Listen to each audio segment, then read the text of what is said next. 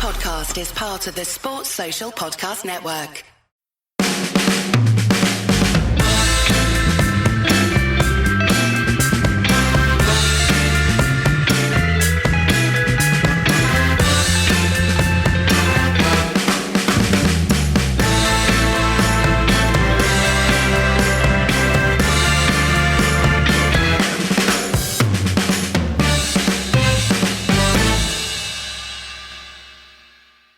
How are you doing?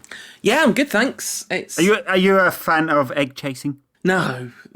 I listen. Everyone likes what they like, and that's all fine and good. But I've never really enjoyed rugby. No, never done it for me either. I went to a rugby school where I was subjected to very cold mornings of being bashed by some 18-stone bruiser-ish. 18 stone. Not really. They were 18 years old. You went to a school for giants. Yeah.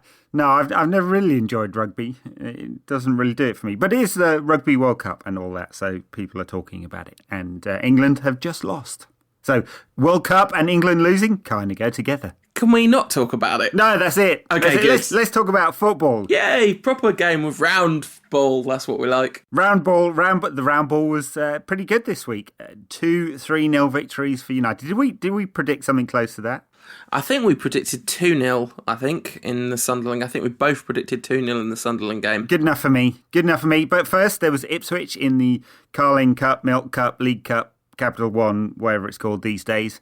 A pretty routine win for the lads. Yeah, Ipswich played a super-duper rotated side. I think they made a full 11 changes from the game in the league. Before that, Mick McCarthy in his post-match press conference said he was pretty happy to sort of see some of the character and ability of some of his squad players. But yeah, it was a very simple walk in the park for United, really. That's right, yeah. And not only did United win 3-0, and it was pretty comfortable, but old Wazza scored. See, our tactic of thoroughly bashing him every week is working. Yeah, I thought he took his goal absolutely brilliantly in that game.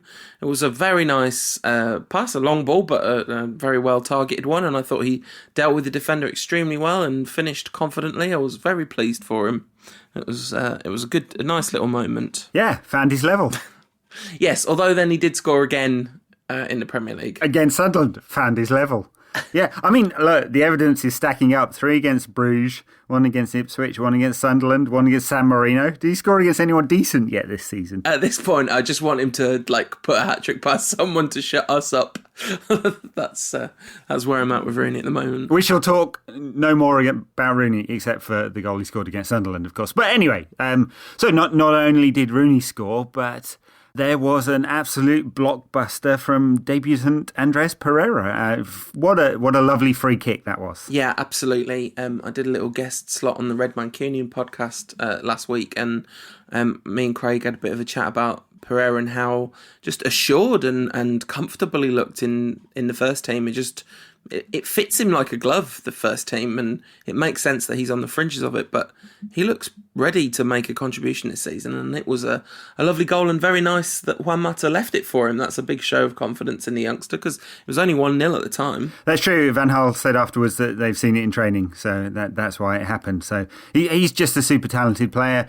He's got the skill to make it at this level, no doubt about it. His problem is that he's got a huge amount of competition in all the positions that he can play. So at 10, which I would guess, given Antony Martial's form, is Rooney's for the rest of the season, and in either of the wide positions or central midfield, not really his bag, but either of the wide positions, plenty of competition too. So I don't think we're going to see Pereira much in the team this season.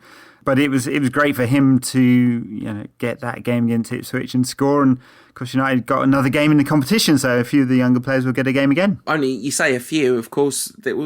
He made some interesting decisions. Van Gaal left. He played Wilson and Jesse Lingard for 90 minutes in the under-21s 2 days before, right, and then gave him the day off for the League Cup game. Pereira was the only one of the very fringe young players. Yeah.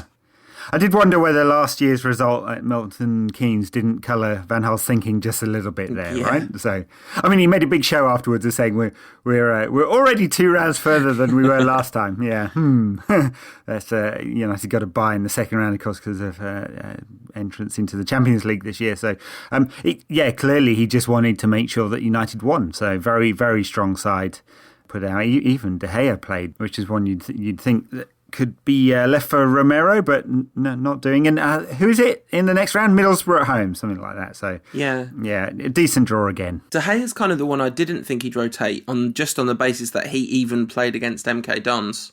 That was before he signed Valdez, but he never played Valdez even in the FA Cup or anywhere. So he just doesn't seem to want to rotate his goalkeepers. He's waiting for us to have a penalty shootout to rotate his goalkeepers, clearly.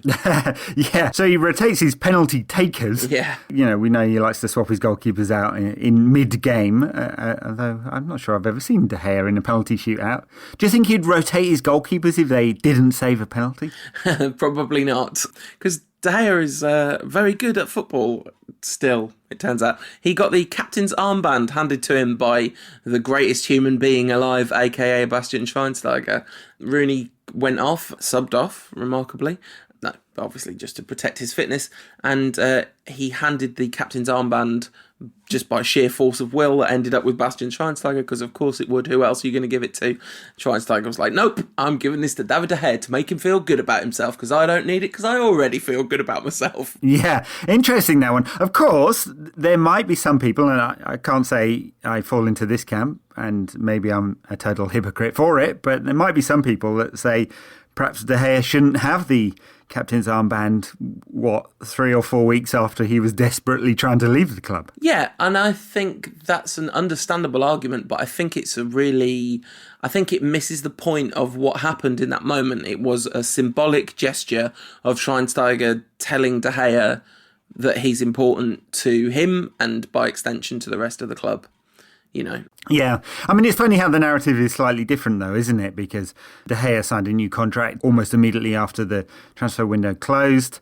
Had it been Rooney, I guess we would have been much, much more cynical about it. So De Gea wanted to leave the club, manages to sign a mega new contract. Of course, it was particularly logical of him doing that. He couldn't do anything but, really. It would have been criminal of his management team to not do it and subject him to the risks of doing it. But no, it's just kind of, I know it's symbolic from Bastian to do it, but it is kind of interesting that so short a time after De Gea was trying to leave that he was captain of United, if only for a short time. And I guess so much of it is about his general conduct when he was trying to leave. Yeah.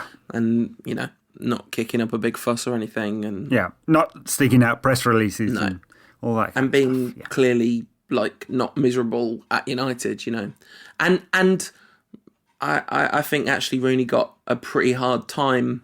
We've been over this, and I don't really want to rake over old coals or whatever, but City is different, isn't it? It's a different kettle of fish. Talking of new contracts and youngsters, James Wilson bouncing back from not playing against Ipswich, signing a 4-year contract, not going out on loan. Van Gaal almost sort of offered Wilson a public apology for not sending him out on loan, saying he would have done if they hadn't picked up a couple of injuries. Well, it's not about the injuries, though, is it? It's surely about United selling 3 strikers in the summer. Well, quite, yeah. And having absolutely no resources up front, except for, of course, the second best French striker ever to play for the club, now at the club. Which changes the dynamic somewhat, doesn't it, given how absolutely brilliant this lad Martial is. But anyway, yeah, look, it's hard on Wilson because there's been talk of a new contract for a very long time now, almost a year.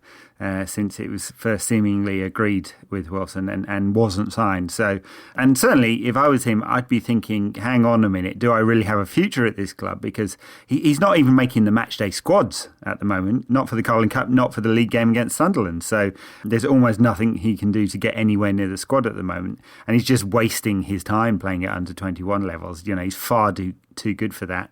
And it's really pretty criminal to not send him out on loan. And also a little bit oddball, given that Adnan Januzaj went out on loan, for example. Yeah, and Van Gaal definitely makes these slightly eccentric and difficult to understand decisions that seem to make a lot of sense to him, But yeah, it's a real shame for Wilson, and it's interesting that he did sign that contract. in spite of that. So obviously you would assume that means there's been some reassurances made to him or whatever. Yeah, I guess so. Or the fact that United just want to lock him in, and for him it's worthwhile getting the bump in pay, but we'll see. Anyway, back to the game, and Martial, the aforementioned Martial, scored again, and that was his 4th in 4 games. And he was, he came off the bench, but he was suitably brilliant again. Yeah. Are you just going with Martial now, Ed? Martial. I can't believe it. It was hilarious when he scored, because he came on and you think, well, obviously he's going to score. It's just what he does. But then the clock was really running down. You're thinking, come on, what's going on? He hasn't scored. Oh, it's fine. He scored. It's good. It's all fine. Yeah. The thing I like about his collection of goals is they're all a bit different, aren't they? Yeah. So we've got the absolute beauty against Liverpool, the kind of individual skill, the poacher's goal against Southampton, 2 really, poacher's goals against Southampton, and then absolute muscle to score that late goal against Ipswich, just powered his way past the defender.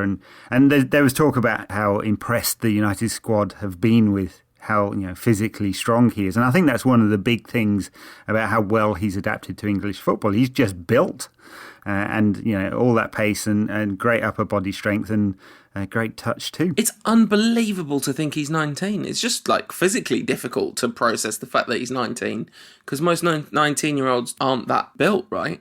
His touch, his skill, I wasn't there at the Ipswich game, and as everyone knows, that was not a game that was easy to watch. I did record the midnight showing on MUTV and watch it back, but it was just slightly rushed. But against Sunderland, which we'll come on to, his touch was unbelievable. And yeah, you say all the goals have been slightly different, and they have, but 3 of them have shared that kind of side-footed Thierry Henry finish, haven't they? And that's it. He only finishes when he can just roll it into the corner. Yeah, I mean, it's just it's easy to get stuck in the hype, isn't it? But he's got everything, right? Loads and loads of pace. The touch is fantastic. Yeah. The ball sticks to his feet. He's got the happy knack of showing the ball to the defender and then beating him. I finally caught up with the Chris Waddle, Graham Hunter podcast where Waddle talks about that. You don't try to beat a man from 5 yards away from him. You've got to beat him one-on-one when you're right up to him. And Martial does that. And then just the composure beyond his years. I was thinking about this, and I was sat in a coffee shop this morning writing a piece about Martial and Rooney and trying to compare, and just thinking, when Rooney was his age, he was explosive too, and had the lovely touch. I remember one of Rooney's first games for England against Turkey, where he played at 10, was absolutely brilliant, just seemed to have eyes in every part of his head and picked out players from all kinds of angles, and his touch was mesmeric, and he had that ability to run at players and was exciting. So many parallels, obviously very different players, but just a lot of parallels. And sadly for Rooney, a lot of that's gone, and Martial's taking up the baton, maybe even so much that he's going to slowly retire Rooney out of the side. Well, I mean, Rooney played at number 9 against Ipswich, where his goal came from, which that's kind of relevant and telling. And Fellaini played at 10. It's kind of an interesting decision, and Van Gaal said some things I didn't fully understand about what his plans were for the combination of the 3 of them and who's going to play with whom. Right, well, he said he wants players to, when Fellaini plays, he's got to play at 10 because he wants players to be able to run who are ahead of him. So I assume that's to make runs, I think. I wasn't quite sure either. His language sometimes is a little flowery. Yeah, absolutely. And Bengalian. But, it's good to see United do a decent job, and loads of kids in the crowd. That's a good thing, obviously. And, comfortably into the next round. Should we talk about the Sunderland game? Well, we can. One more thing before we move on. So, also in the Capital One Cup, Liverpool won, Carlisle won. Did you catch any of that? I didn't, but it doesn't. It's sort of not funny anymore because Liverpool won the penalty shootout. It slightly ruins the humour of it, doesn't it? Well, maybe not. Not quite. No. And the fact that they actually celebrated hard as well. No, I mean, I'd been giving it the old testimonial goal celebration, kind of in shame, a little bit embarrassed about it. But no, pylon was had after winning 3-2. I mean, it's kind of reflected on the game. The penalty shootout was crap too.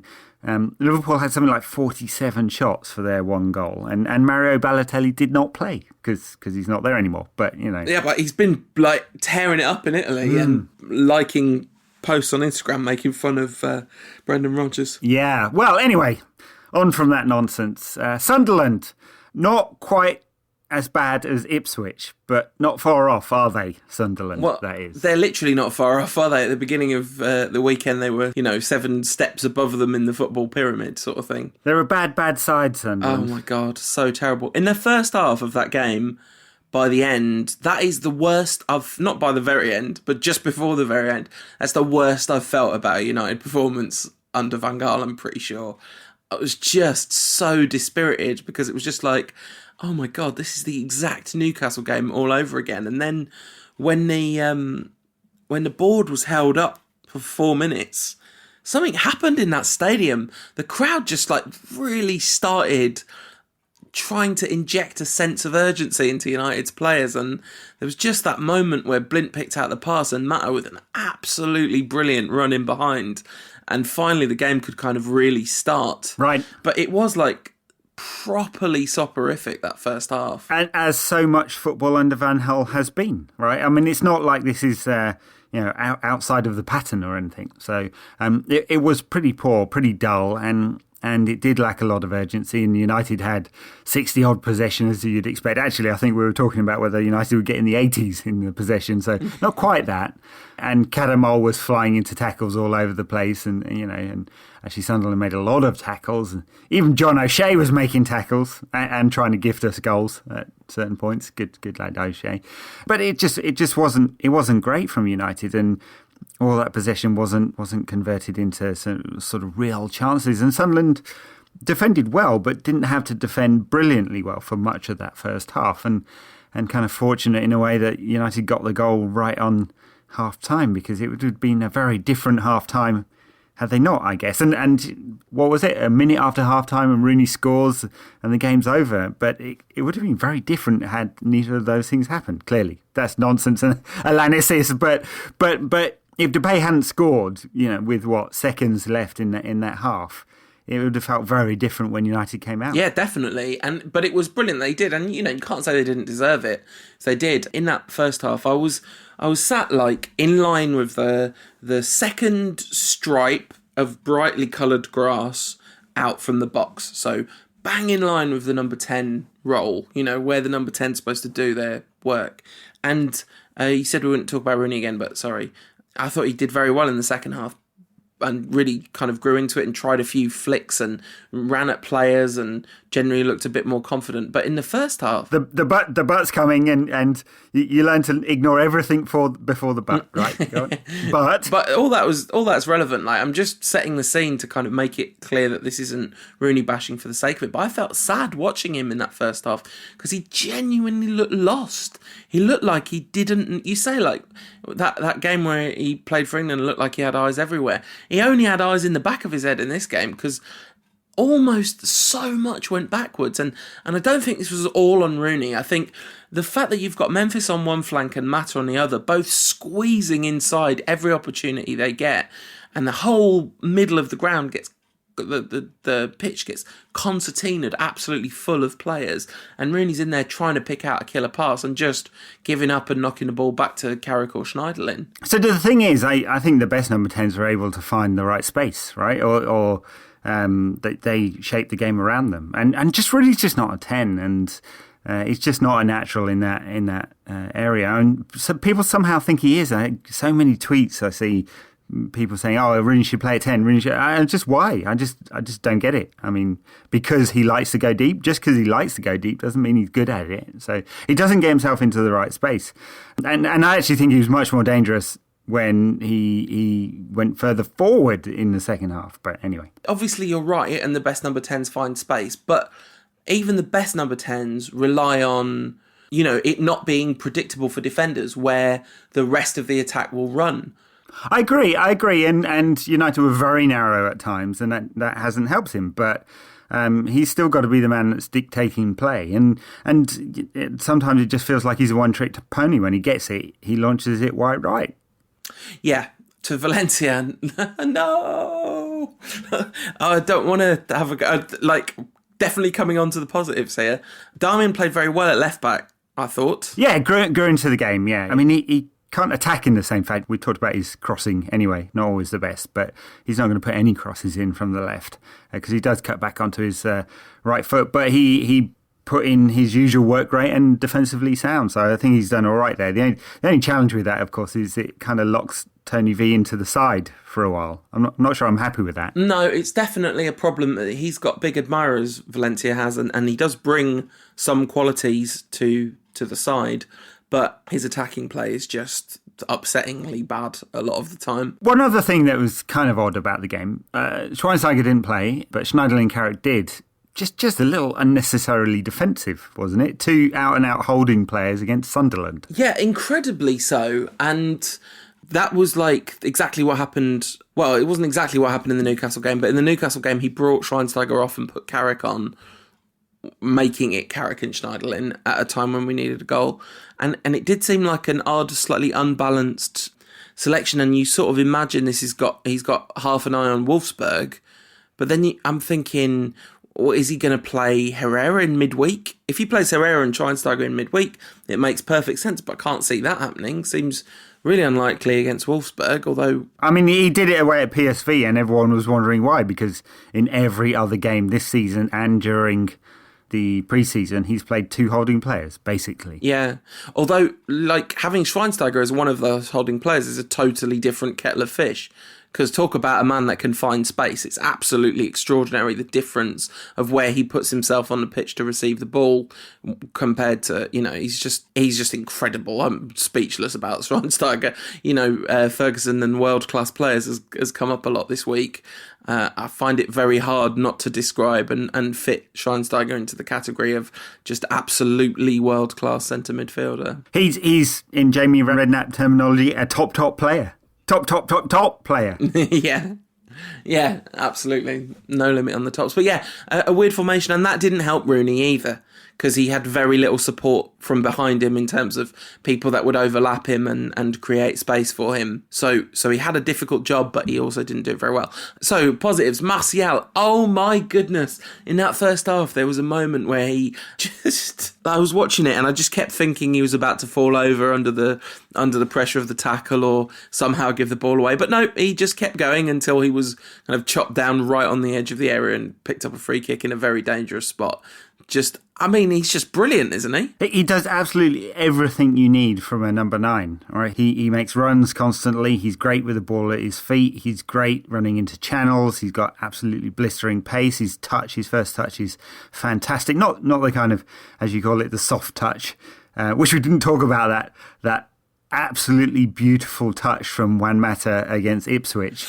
Where he controls it within like an inch of his toe while barely looking at the ball. He did it again for his goal. Right. Against Sunderland. He did exactly the same thing. Like, just saw the goal and was like happy about it and then looked at the little monitor at the replay. Oh. Just unbelievable first touch. It's just like a first touch where he casts a magic spell over the ball and makes it just stop exactly where he wants it to, so he can essentially have a mini free kick all to himself wherever he likes on the pitch. I know. I had a total burbagasm with that one. Exactly. It's just beautiful. Anyway, back to Martial. So he's got a great first touch. It's not soft, but it's active. Yeah, exactly. Yeah, a little Memphis-like, but higher quality. And he's a great leader of the line. He can play up there totally on his own. He beats a man, as we saw for Rooney's goal against Sunderland. He's just completely comfortable there. I think he's going to play a lot of games because if he doesn't, United have no pace, right? And it's completely transformed United's kind of attacking instincts. So he's got to play. I mean, he's only 19, but he's got to play a lot of games this season. And he just looks built for it. I mean, he could score 20 goals this season. Yeah, I was asked, Bleacher Report, they sent me a headline which is X number of goals is a realistic target for Martial, and I just couldn't put a lower number than 20. He's scored 4 already. I mean 20 in all competitions. I don't necessarily mean 20 league goals, but, he's already a quarter of the way there, virtually, not quite. Van Gaal this week talked again about Rooney scoring 25. We're going to have to say all competitions for Rooney in 25, I think, because he's got 3 in the Champions League, 2 for England, one in the Capital One Cup and one in the League Cup. That's actually quite a lot of goals when you think about it. Yeah, he's absolutely. It was really good to see him bounce one in off his knee against Sunderland, because that's it's what strikers need, isn't it, when they're not in full form. And he definitely tried a few things after that I'm not sure he would have tried before it. Yeah, he made a big deal about scoring, which I guess, given it had been 11 games or something, nearly 1,000, by the time he scored, over 1,000 minutes since he'd scored. It was, a big moment for him, I guess. His toupee almost fell off. It's important as well because, United really needed that goal then. It changed everything, that goal did. Obviously, the goal before half-time was totally vital, but that one was too, because everything then was genuinely comfortable after that. Not the kind of switch off with 2-0 up, we've got this one comfortable, but just totally at the races, and, it always seemed likely that we'd get a third after that. And so it was a really important goal. And it's nice to see him and Martial combining well and him providing support for Martial. Yeah. So can we talk a bit about Memphis? A big day for him. We can. His first goal, well taken, put himself in the right place. Missed a killer one-on-one. It was a horrible miss, that was, because Martial did a lot of very good work to get in a situation where there were 2-on-1, and then slotted it through to Memphis, and he couldn't beat. I guess Pantelimon's a difficult one to beat 1-on-1, isn't he? Because he's just so gigantic. Yeah, I think Martial would have scored it. Yeah, I thought that too. Ouch. I'm pretty sure he was. He has the composure. Yeah, Memphis just not quite with it yet, is he? I think he's just taking a little time to adjust. I mean, totally fair, right? He's 21 years old and he's come from the Dutch league into the Premier League, completely different style and pace of football, and he's just not showing everything he's got yet. I think it's hard to pick out a really outstanding performance from him yet. And, it's fair enough, right? And he's trying hard. He's a little bit inconsistent, keeps the ball too long still. That's definitely got to change. He's a little bit frustrating there. Doesn't always pick the right passes. The kind of game intelligence thing. We had a Rankcast question saying, is he the new Nani? Harsh. Yeah. But he has that kind of level of inconsistency at the moment. I guess we feel he's got the talent to do better than that, but we don't know yet, do we? There was a bit in the first half where he got the ball, cut inside, beat a man, got himself into a brilliant position with people in the box, and I thought, this is it, he could do something here. And then what he did was turn further inside and run with the ball past another man into two Sunderland defenders, and it was such a vivid illustration of the kind of current problem with Memphis. Right. Yeah. Do you know what? He has to look on the other side of the pitch and look at how brilliantly Mata used space and the ball. Mata was excellent today. Great. Really excellent. Man of the match for me. I just thought he was... Yeah, no, for me too. I mean, Martial would be close behind, but Mata's goal kind of gives him the nod, I guess. But it's he's just a wonderful player. And look at Rooney and his sort of struggles at 10, and look at Mata and think how easily he could play that role. And there's some frustration there. Of course, Mata played at 10 at PSV, was it? Yeah. PSV, yeah, and was bad. Yeah. So, and United we've lost one game this season, right? We've lost two games. Okay, we've lost two games this season. One of which was a game Rooney didn't play in. Rooney gets so much praise from all his fellow teammates and stuff that there's obviously something that he's doing that makes a big difference to them. I thought Blint was good as well again, which was nice to see. This is the perfect game to play Blint at centre-half, especially when they had Barini up front, because the defensive side of it wasn't really any problem, and he could just contribute so much. Like, it was his pass to Mata that led to Memphis's goal. And it's just that's just where you want Blint at centre-back doing all his playmaker business. Yes, in that kind of game, yeah. Might be a little different at the Emirates, but we'll see. I mean, he's going to play there, but I think he'll certainly be tested a bit more than today. Maybe, yeah. Although, brilliant centre-forward play, not exactly what you find at the Emirates, is it? Very true. So after the Sunderland game, as you know, we're running a competition on the Rankcast to win a copy of Jamie Jackson's book, A Season in the Red. The competition's already open. If you haven't got your entries in, you can use #Rankcast and say why you would have been a better manager than Moyes 2 seasons ago or Van Gaal last season, and the best answer will win a copy of Jamie's book. I really liked it. It's sort of got a kind of rock journalism feel to it. There's a sort of almost like beat poet quality to some of it. It's not packed with new information, but it's a very well-told version of the story. I had a real page-turner moment with it. It's kind of, there's a car crash reading quality to the David Moyes stuff in particular. Anyway, after the Sunderland game, I spoke with Jamie, who is, of course, the Manchester football correspondent for The Guardian and The Observer. Right, I'm in the press conference room. Louis van Gaal's not here, but Jamie Jackson is, which is almost as good. What do you make of United at the moment, Jamie? Looking very much like a Louis van Gaal team, and by that I mean a team that wins games, doesn't always look like it's playing like Brazil or the United of Sir Alex Ferguson, but a team I think now you'd have to say, I don't know if you'd say they're favourites for the title, but they are serious contenders, and I would say, okay, only 7 games have gone, but it's just the way they're starting to kind of grind out results. It's a bit unfair, but just win when they're not playing dazzling stuff. Now people will say, well, they've never really played dazzling stuff, but they have had their moments. But this Martial thing seems to be a bit of a game changer. We keep on saying we've got to be careful. It's just a flash of the. It could just be a flash of the pan. Fair enough. But today against Sunderland, the way he created Rooney's, just his game choices. There was a moment in the second half when he raised Claire Depay was to his right. Maybe a Welbeck or even a Depay would have carried on and shot, and the chance would have gone. But he played him in, and Depay had the shot. Really cool for a 19-year-old. So I think he's really, at the moment anyway, transforming. So yeah, a lot better than I kind of thought 2 or 3 days before the end of the transfer window.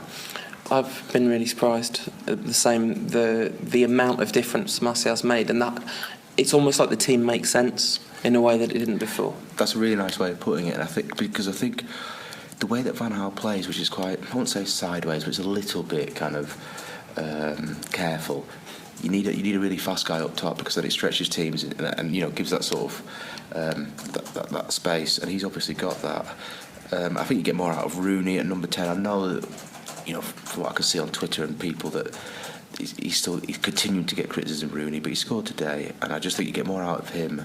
And I mean, Daley Blind, crumbs, to have a ball-playing centre-back is kind of the Van Gaal model as well, and he's got one there. That pass to Mata, which set up Depay's goal, I mean, I think he did it. Did he do it in the week against Ipswich as well, maybe? But he's done that a couple of times this season, Blind, so I think he's playing really well. De Gea looks like none of this stuff with Real Madrid has ever happened. Playing really well, and that's why I just think they've got a real chance. Because I think they could play a lot better, basically. When they do, maybe they'll blow teams away even more than 3-0 today. It's nice to hear. It's nice to hear a sort of objective view of United. Now, the book it's a super interesting book. You write about the chapter that for most United fans is kind of the least successful that they've ever experienced. Maybe not most, but certainly most under the age of 40 or whatever. Sure. I remember when United weren't very good, but I didn't really understand at the time. What was the kind of original impetus? What made you want to write that story? Well, you mean the whole book? Yeah.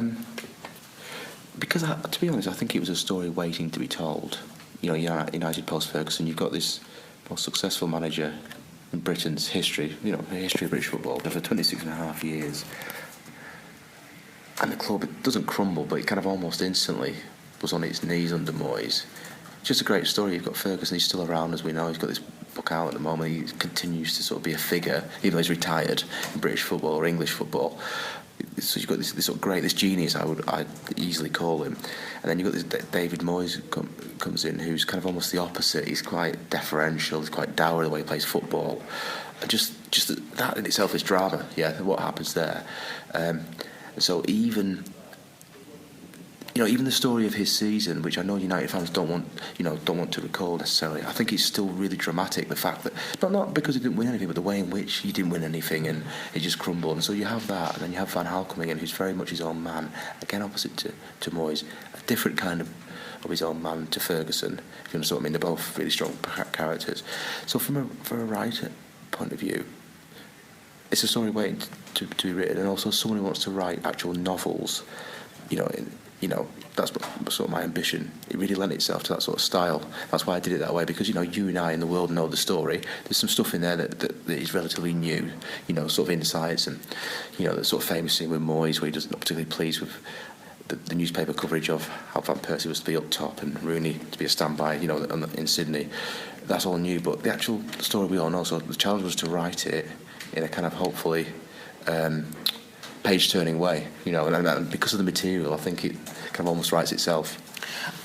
You wrote it in a really specific style. It almost has a kind of rock journalism feel to it, I thought, and it was interesting because apart from pretty much that Sydney story, there wasn't too much in it, which is a surprise, but it's so engaging to read it.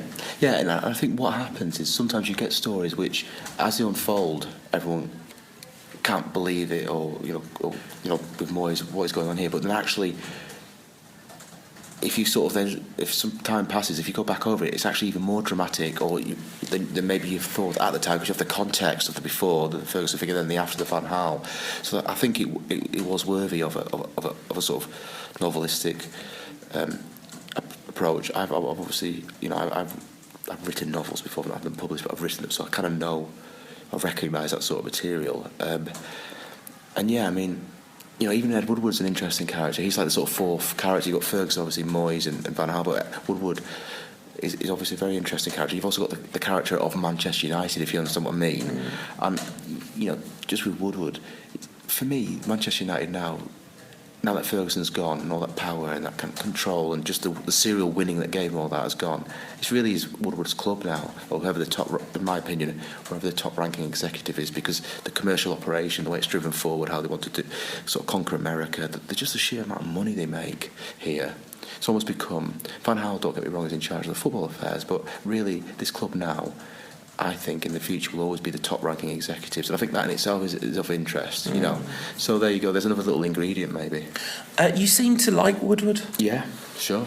Yeah, he's a very personable guy. I think he gets the business side, obviously, but he also gets the sort of the kind of the fan side of it. He is a fan of the club. He says he enjoys his job, and I think whenever you meet anyone in any walk of life, they don't have to be in a big job, but who enjoys the work, that can be a little bit. You like to be around that, and it can be a little bit contagious, and it impresses you, and it makes you think, oh, okay, so he's in charge of this massive operation, but he actually enjoys it, and I can see, he's got a little bit of sense of humour about himself. He doesn't take himself too seriously all the time, and I think, that was worth relating, because fans, necessarily, and also us lot, someone like Woodward or whoever it is can't always give a running commentary on why this transfer didn't happen, or why we're paying this guy this amount, or whatever it might be, because we've got business sensitivities, and also it wouldn't make the club particularly professional. So therefore, a figure like Woodward has to take the flak sometimes, and and also benefit from the good side. So I think sometimes I can get frustrated as a reporter who does it day in day out, has done it for years. But I understand maybe why sometimes, but necessarily the fan might not do. So yeah, I do like him. Having covered basically all the top clubs in this country, one time or another, he's by far the most kind of interesting and likeable executive I've come across, but by a long way. The kind of shift in power structure is fascinating, and Van Gaal is you kind of sense that Van Gaal is inherently an autocrat. Like his personality is sort of fundamentally set up to be a Ferguson equivalent, but he's never going to be here long enough to slowly grasp every fragment of control that Fergie did over those years. Do you think that there's enough football knowledge at the top of the club to make smart decisions, smart appointments ongoing? It's a really interesting question. I mean, I think what was quite interesting recently was when Ferguson basically said Moyes wasn't first choice, which we kind of knew, but for him to actually on the record say it, and then he kind of went through the list of who the alternatives could have been, and Van Gaal was on that list. So what I'm trying to say to answer your question is, I think that demonstrated there was a football knowledge there before they got Moyes in. I mean, you still have to look at the Moyes appointment, and with the greatest respect to him, but also to Sir Alex Ferguson and Woodward and the Glazers, what were they doing? Sorry, but so yeah, I think there is. I think it's interesting. I've asked the question a couple of times: would they ever have a director of football here to sort of bridge this gap? Maybe you're relating to, and the answer is always, so far, has been no. Now, pre-Martial, when the De Gea thing went south, and the whole the Pedro thing also, you sort of thought, well, this is where you need a director of football. But now Martial has come in and they're winning. I can sort of see the arguments for both sides. I think Giggs will manage here one day. He might be next. And I think with Giggs, you may get... I know United fans cannot stand Liverpool. You may get a boot room thing here, or a Bayern Munich thing, where it's, you've got butts. It's a better analogy. Yeah, sure, that's fine. Yeah, sure. A Bayern Munich thing. Because I know Ferguson admires that model. I know he's gone, but these are Ferguson's boys, like Giggs. Butts are obviously already here. I think Scholes would come back in under that. I mean, you don't need me to tell you they are really close as friends anyway. Gary Neville, Phil Neville. So what I'm trying to say is, I think there might be a moment when if Giggs comes in and he's a success, he's going to have some other successors in there, and it'd be very interesting to see what happens here, because I think you may get a Bayern Munich situation or an Ajax thing where Overmars and De Boer and Bergkamp's there, and etc. And I think I'm not a fan obviously, but I'm sure as a United fan you'd probably like to see that, right? Yeah, I would definitely like to see that in theory. Sentimentally, that sounds perfect. There sure is a book in that, right? I'm sure there is. It's the question of whether or not it's a good enough idea to work. You mean? Yeah. Well, of course, and that's why it's interesting. Because say Giggs comes in and it doesn't work, and he gets sacked. Does that then mean that's the end of the class of '92 being here, because he's sort of almost... I don't know, it'd be very interesting to see what happens. I mean, my big hope for it is that Van Gaal's a teacher, that you can see it even the way he interacts with the press. I feel like it's a really important thing about Van Gaal to understand that he was a PE teacher. Sure, yeah. And teachers are a certain way, and his whole career is littered with players who've become successful coaches, very different to Fergie, which I suspect is Fergie's got the kind of inherent fundamental greatness that you can't pass on. Sure. Van Gaal's much more cerebral. I agree with you, and just going back to Giggs, I think Giggs is actually quite a smart cookie, and he's also got that sort of in the best possible way. I think he's quite a ruthless football person. He'll know how to leave people out, and when he took over, I know it was only 4 games, but just the way he handled himself. I know for a fact he took advice from some professionals within my industry about how to deal with it, etc. So even that, I think everything for him is about being a manager, and so I would be surprised if he did fail here. I'm not saying he will succeed, but I just get the feeling with him, if you look at him, he's got that kind of...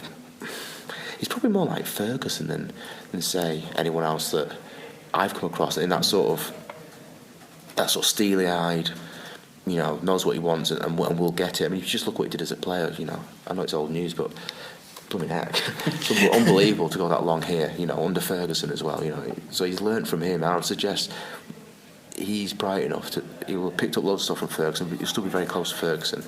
And as you say, I think he will be soaking it up from Van Gaal, because I think he is thinking, this is my big chance to sort of really get a lot, really add to my knowledge. So I'd be surprised if we failed if he does get a chance. Fantastic. To go back to the book, I've just remembered a question I wanted to get in. Did you think about just writing about the Moyes year? That's a really interesting question. Basically, how it started, the person who's now my agent, David, approached me when I was on the first Van Gaal tour of America. I had some dealings with him before about some other stuff, and he said, do you want to do a book about Van Gaal? Because he thought Van Gaal was a really interesting character. I was like, yeah, I'll think about it, blah, blah, blah.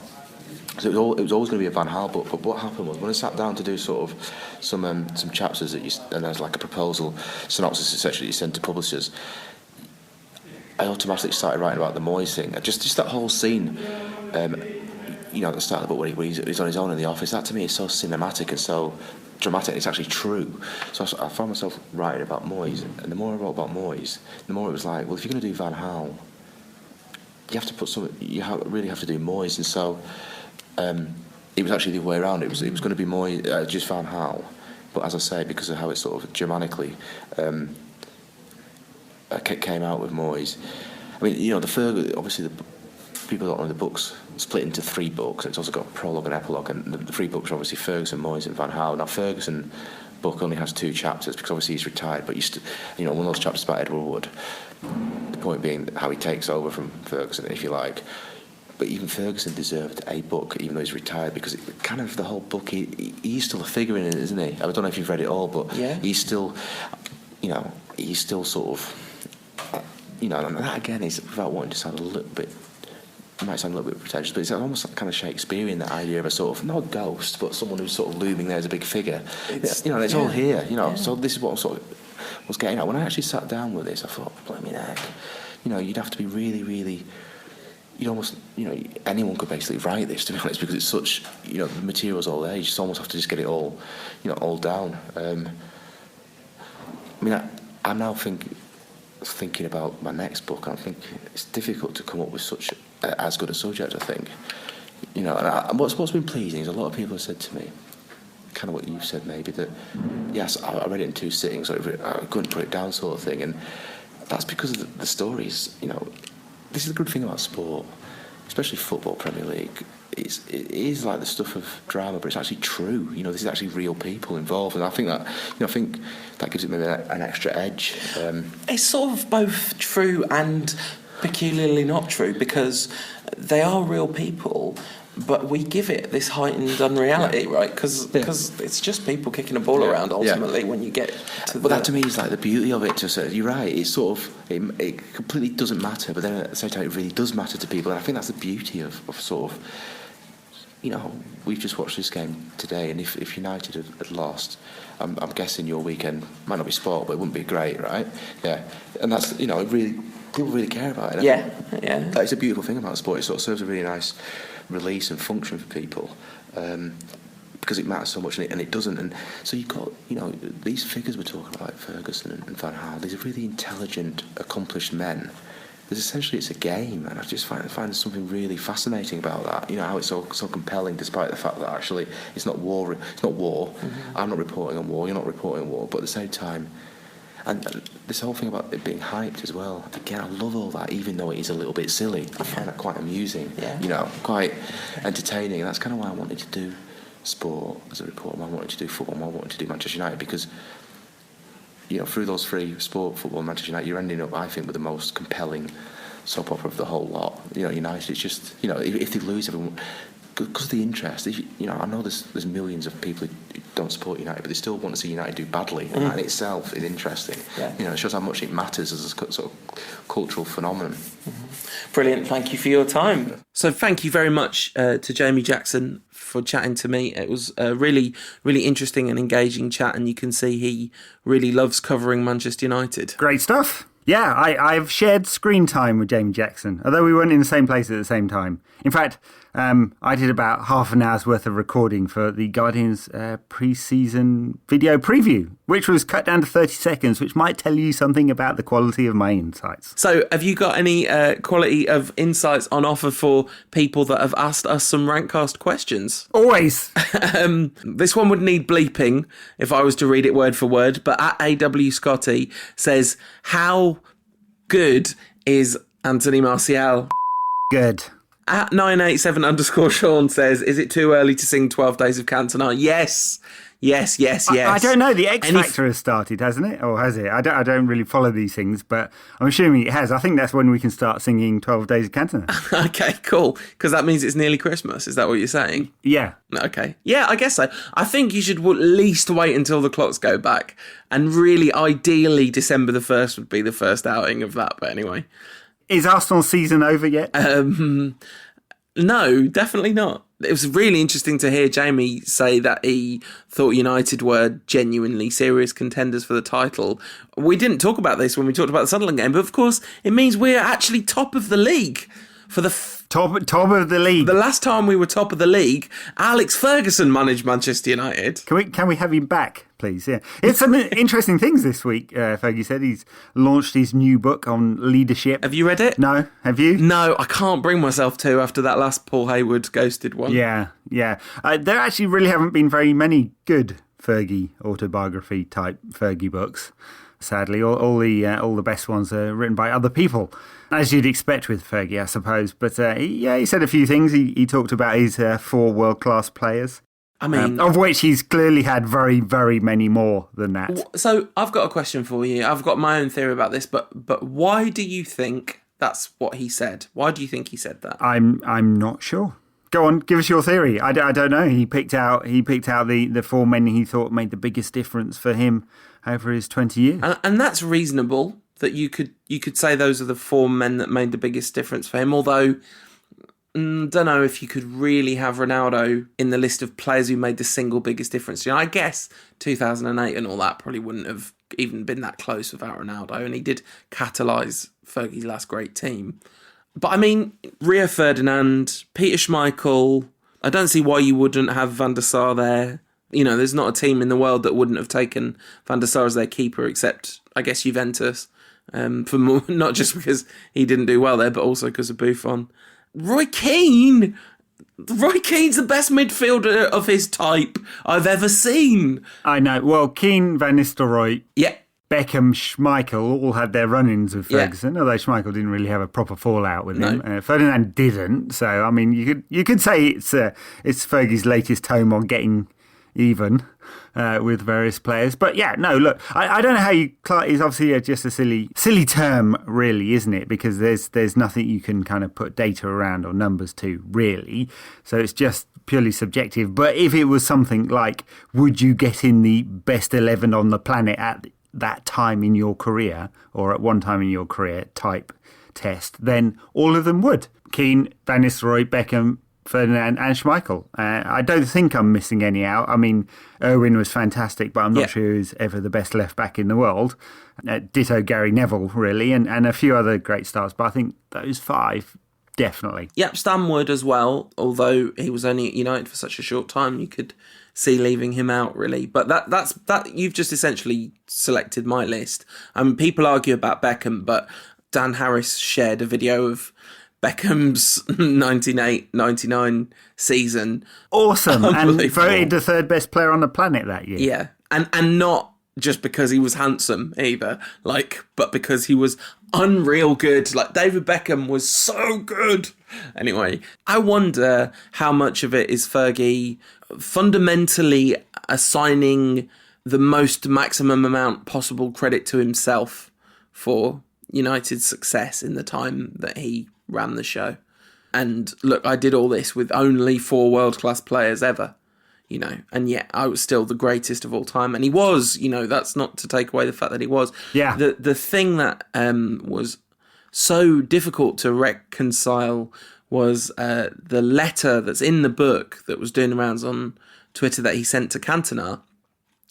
And that letter is so humble and human. The end part of that, like, so many people tweeting that they kind of got something in my eye or goosebumps or whatever. And it just, that kind of humility doesn't seem to sit well with Fergie now. And it's understandable, No, I know. And it was humility and human as well, that letter. So if you haven't, you must have seen this. And anyone listening to this, I'm sure you've seen it, but a beautiful letter from Ferguson to Cantona, and just, like a friend and in awe of Cantona, as he should be, of course. But Ferguson's behaviour doesn't tally up with that, not in my mind anyway. And it's interesting. I suppose your theory there of Ferguson wanting to say how great he was even with only 4 world-class players. Are you in the he appointed Moyes to make sure his legacy was as strong as possible? No, he appointed Moyes because everyone else said no, apparently. That's apparently, funny they didn't say that at the time. I mean, obviously they wouldn't have done, but Had breakfast with Pep in New York and asked him to give him a call. No, you don't ask Pep to ask you to give him a call. You sign the contract with him there and then. You just swore again, Ed. I went a bit Bob Geldof for a second there. None of this is to say anything that is meant to kind of diminish Ferguson's unbelievable legacy, because, whenever you think about Fergie, like the fact that today, finally, United are top of the league, haven't been since he left, because he was that important to the club. I saw him today from a distance, but I saw him. It was really nice to see him, and he almost missed Wayne's goal because he was just a little bit late out after half-time, sort of skipped up the stairs, sat over. I spotted him because you could see David Gill. I nearly called him David Hill then, Ed. It's catching. The Illuminati. Yeah, so you could see David Gill because he's so tall, and I was like, I bet Fergie sits near him, so I had a little shufty around and spotted the great man. Yeah, I bet David Gill's happy he didn't take that job up at FIFA, isn't he? Wow. Anyway, we're going on a mega digression there from Rankcast questions. Do we have any more? We do. We'll do one more Rankcast question, and then we'll do the competition because we're carrying on the Jamie Jackson competition, but the Cal Guildart print competition has been won, so we'll do winners after that. At Mark J. Payne says, David De Gea is starting to nudge Schmeichel out of my all-time United 11. What do you think? Oh, not for me, not yet. No. When he wins the European Cup. Yeah. It could happen. It could. Talent-wise, he's right up there. If we use the kind of world-class barometer of would he get in a World 11 in his position, considering there's only one spot for a player of his position, I think there's a pretty good chance he'd be in it. He'd be right up there. Yep. Schmeichel's still the best. Oh, what a keeper. This is a lot of memory lane here today, Ed. Wasn't football great in the old days? It was. When we were young. Against modern football. I quite like it though. I like this new team we've got. We've got Bastian Schweinsteiger in it. At the end of the Sunderland game, J-Stand sang Deutsche Footballmeister for I don't know, at least 10 minutes. And Schweinsteiger just stood there for ages applauding them while someone, listening to the Rantcast, Rob waved a German flag in J-Stand. So that was cool. Hi, Rob. And then Memphis kind of walked over next to him, saluted the crowd in K-Stand and walked off. Gave a little fist bump and cool handshake with Ashley Young. It was good. There's a lot of team spirit, as Van Gaal keeps saying. So if you want your spirits boosted, well, one of you is about to get it. Third place in the Rantcast competition to win the Cal Guildart print goes to @Blabberwan, who called the band represented in the picture. General Bastian and the Red Wings. Good name. I like it. You lost bonus points for not coming up with a name for the album, though. In second place, couldn't give this one the win because I've been feeling a bit guilty lately. But anyway, @Jamesy Cantona says, Captain Basti Hart and the Mata Band, the album called Unconditionally Guaranteed Rooney Will Play. This really made me laugh. But the winner is Mark Fitzpatrick @Manchester Fitz. The Vangels present Pass Pass Score. Love it. The Vangels, spelt Vangels. It sounds like a proper band, that does. It does. And Pass Pass Score would definitely be the name of the current United team's album because another 6 goals in the past week. I think it'd be pass brackets, pass. Score. Now. Martial's in the side. Before it would have been missed. That'd be the 12-inch mix with all the different passes in there. But yeah, so we've scored 3 in all our last... The only game we haven't scored 3 goals in was the PSV game, but every domestic game we've played for weeks on end, ever since Martial signed. Is that true? Yeah. Every... That's my favourite statistic ever, that is. It's just made a massive difference to United's attacking prowess, no doubt. And we take it on the road. Well, no, before the Arsenal game, is Wolfsburg. I'm nervous about this one, Ed. Even if they did suffer one of the most remarkable fates a football team has ever suffered last weekend. Well, got smashed by Bayern Munich. I mean, they've got a very good record this season. Were unbeaten before Bayern absolutely hammered them. Well, you say Bayern. Yeah.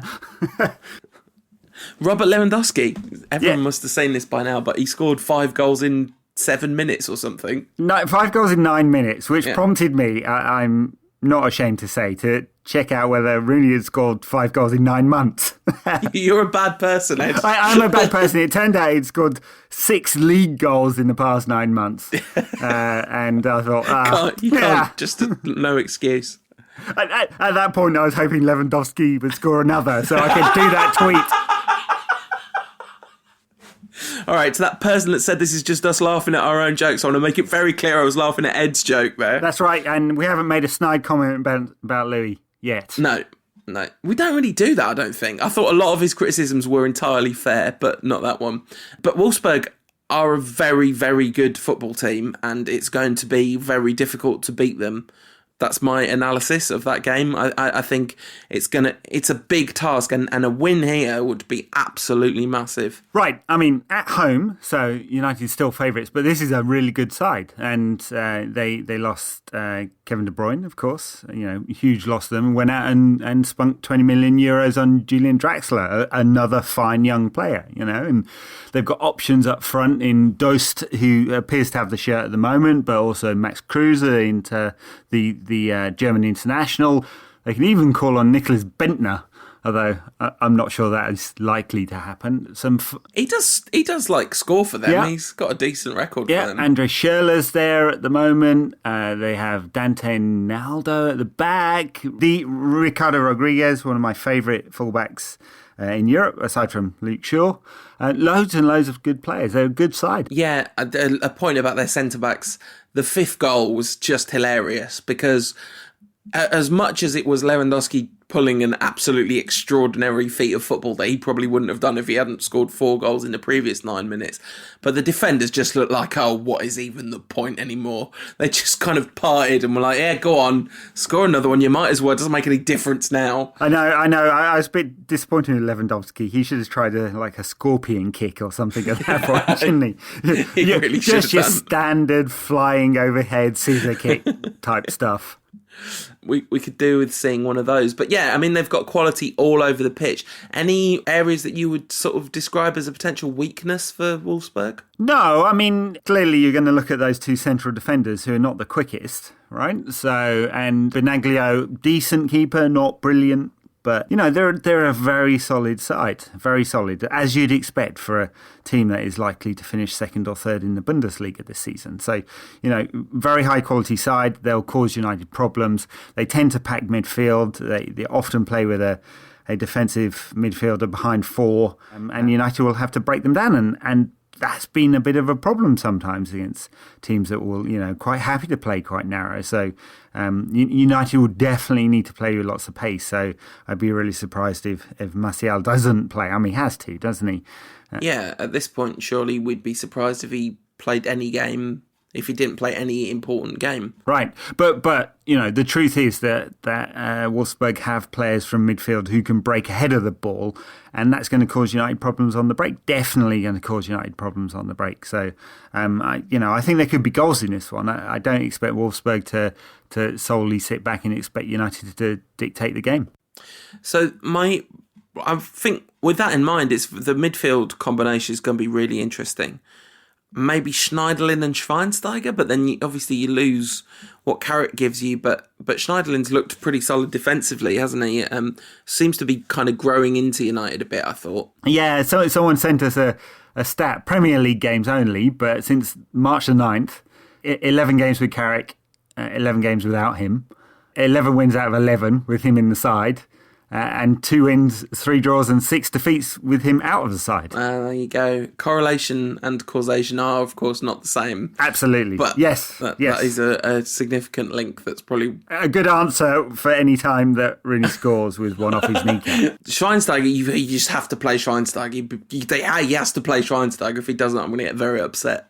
He will play Schweinsteiger, though. It was hilarious in the Sunderland game, just watching him peel off the rest of the midfield and stand on the left wing going, come on, lads, there's no one within 40 feet of me here. He's just different class, isn't he? He is. I expect him to play, especially because Wolfsburg are so strong through central midfield. So, I would think so. And Draxler and Kruse will probably play in there, and they'll probably cause United some problems. But, we have an upgraded central midfield these days, don't we? We do, and an upgraded centre forward who can cause anyone problems. And apparently we just score 3 goals every game now. So maybe we'll do that again. I think it's going to be a tight one. It's the kind of game that makes you really wish you'd beaten Eindhoven, because then you could say, okay, a draw would be okay, but a draw is quite bad now, isn't it? So having dropped those 3 points... Yeah, a draw would put United in a difficult position in the group, definitely, because then you're going away to Wolfsburg and Moscow hoping to get some points, right? Or definitely needing some points. So, big game. Definitely a big game for United, a real test for Van Gaal. Failed his first one, didn't he, in Europe, and got to do better this time. I mean, I guess technically he passed his first test in Europe. It just turned out to be a pretty easy test. I don't think they count. It's a qualification game. They don't count towards statistics and stuff like that. Okay, there you go. And then, talking of things that don't count, we're going to play Arsenal. Hey, banter. And so they just scored 5 this week. Right. They might not be very good, but they just piled on the goals today. So I haven't seen that. What happened? Well, they beat Leicester 5-2 at Leicester. Oh, that's a very good result. My goodness. Yeah. Leicester have been flying, haven't they? Yeah. So there you go. Arsenal flying even more, made 26 chances. So not bad. Look, clearly going to be a tough game for United. Interesting, because every time we go to the Emirates and win, it's because we've beaten them up a bit and then absolutely hammered them on the break. Neither of which I really associate with this United side. Not a lot of muscle in the side, and playing on the break isn't really what we do. So are we going to go to the Emirates and pass, out past Arsenal? I've got no idea. I mean, last season, of course, under Van Gaal, we kind of went with a new strategy, which was soak up all pressure by just letting them have total free reign and hoping they don't score any goals, and having De Gea, and then hit them with 2 hilarious goals at the end of the game. Of a game I believe we both described mostly as just hilarious last season. Gary Neville was like the only person in the world that thought we were going to win that game, I think, at one point. Arsenal were just hammering them. Neville was just like, nope, I've seen this before. United end up winning this. And of course they did. Yeah. I'm not sure we could play that game like that too many times and come away with a win. I mean, it was properly silly. So, clearly got to play better than that. Clearly we'll want to have more control and dominance, as Van Gaal likes to put it. And then got to come up with the right strategy to contain Arsenal's, millions of Diddy men who kind of buzz around. All of which seem to score today. Yeah, because they're very good on their day, Arsenal. And they're Diddy men, yeah. We just have to hope that they're bad and we're good. And that does happen quite a lot when we play Arsenal. Now, there really is... You mentioned Alanis earlier. We have to hope that we're good and they're bad. That is as bad as insight gets, as far as I'm concerned. So I can only apologise for that, listeners, but I hope you knew what I meant. Arsenal have many off days when they need to play well, don't they? And they will need to play well to beat us, and they're no good when there's any pressure on them whatsoever, are they? So no, very true, and I think Wenger feels like he's under a bit of pressure at the moment. He has been for years, hasn't he? But he reacted quite poorly to Mourinho winding him up in the past week. I mean, Maureen really did tug at his chain. So and Wenger kind of lost it. It was amazing. Like, Mourinho just going, there's only one person who doesn't have to win trophies and play well not to be under pressure. It's fair enough. He's doing a great job. For some reason, he's the king. Just amazing. Absolutely route one from Mourinho, but it just worked a treat. Did you see the Chelsea-Arsenal game last week? I did, yes. Game is a strong word, isn't it? Game is a strong word. The Chelsea-Arsenal pantomime. I mean, just a little bit of me kind of enjoyed Diego Costa, and I just kind of thought I wouldn't mind a little bit of that utter bittery in the United side. I mean, talk about... I mean, he hasn't got away with it, mainly because there's such a media fuss about it, I suspect. And another debate, I suppose, about the consistency around using video replays. But yeah, he gets the rules and he bends them and jumps over the line and sprints. And there was a really interesting conversation on Twitter about this. I think Jay Motti was talking about it. And it is the Stoke factor of, like, Pulis' Stoke. Referees knew they were dirty, so they just let him get away with a few because their reputation comes before them. And, like, Costa genuinely gets away with fouls because referees are like, it's Diego Costa, you know what he's like. And they're not doing it consciously, but he has a couple of free ones before referees book him for stuff they would book other people for just because of his reputation. Yeah, and then on the other side, Arsenal absolutely falling for it. Just completely losing it totally. That's just... Paulista had so long to do something other than what he did. It was really extraordinary, and he's been let off, which is a slightly odd one. You can only assume it's because maybe the referee didn't properly see what he sent him off for, but why would he send him off if he didn't anyway? Yeah. All that stuff. Anyway, that's not our problem, is it? Our problem is how we get past Arsenal and Arsene and the Diddy men. That could be an album cover. Yeah, it could. I figure we're quite a decent match for them. The 1-1 at the end of last season was, that was a bit of a much ado about nothing game, really, but we definitely matched them. Yeah, decent match, playing a very similar formation, kind of similar style, really. now with Van Gaal. I mean, you'd say that United would, pass, and it might be quite a dull game, but for Martial, and we keep talking about him, but the transformative effect of having someone with pace up front who's actually of high quality has just been massive. It's almost like we just spunked 30-odd million on a striker. Oh no, we did. Yeah. It's almost like that's exactly what Arsenal should have done as well. Really is absolutely hilarious. I mean, Martial is definitely a player that Wenger will be claiming he almost signed in a couple of years. Oh, no question. I think he already has, right? All his agents said, what did he say? He said like, there are those who observe and those who sign or something. Ouch. Wenger's good at getting it from all directions, but he'll be on top of the world at the moment if he's put 5 past Leicester. Well, indeed, yeah, and no Danny Welbeck, injured at the moment. Who? Yeah, whatever. Splitter. So, how many goals are we going to put past Wolfsburg and Arsenal? What are the scores going to be in these 2 games? Super tough. I mean, I want to feel confident because United are winning games, right? So Wolfsburg is going to be a really tough game. Let's just hope it's one of those really special European nights. I mean, it's good to have it back, isn't it? Old Trafford, proper Champions League football, a really good European side there, and a United win. Just 2-1. I really, really, really hope you're right about that.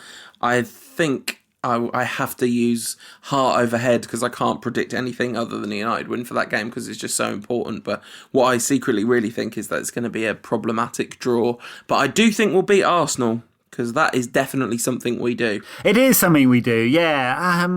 No, I probably think we beat Arsenal too, although United's results on the road aren't great, really, although did go down to Southampton and win, of course. So, yeah, I might think of a 2-1 victory at Arsenal as well. 2-1 twice. Yeah, there you go. Okay, I'm going to go for a brilliant 3-2 against Arsenal. Very good. I tell you what, if someone could be bothered and totted up all the predictions we've done on this show, I reckon United might finish with somewhere like 112 or 115 points every season. Yeah, absolutely. We're born optimists, Ed. Never let it say it's different. It's true. It's like Mark Lawrenson's predictions on the BBC website. It's a win for Liverpool every week. Absolutely. So, if you want to get hold of us in the week, please not to just have a go at us about Rooney. Everyone else has done it for you. You're all right. At UTD Rantcast for me, at United Rant for Ed, facebook.com/United Rant for the both of us. If you want to express your financial appreciation for the show, head over to unitedrant.co.uk/tipjar and chuck us a tip because this podcast is entirely tip funded. And I think for this week's playout track, I think in honour of the Man match against Sunderland and in honour of our friend Simon Stevens, this one's for you, Juan. This podcast is part of the Sports Social Podcast Network.